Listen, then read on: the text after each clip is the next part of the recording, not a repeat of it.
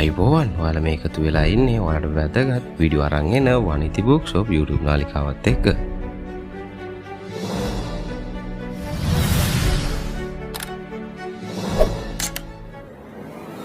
Team ලකුණු දැන් ඉදිරිපත් අපි මේ සියලු දේ පරක්කු වුණේ ගරු කතානායකතුමනි විභාග දෙපාර්තමේන්තුවේ වැරද්දක් නිසා නෙවෙයි නඩුව නිසා.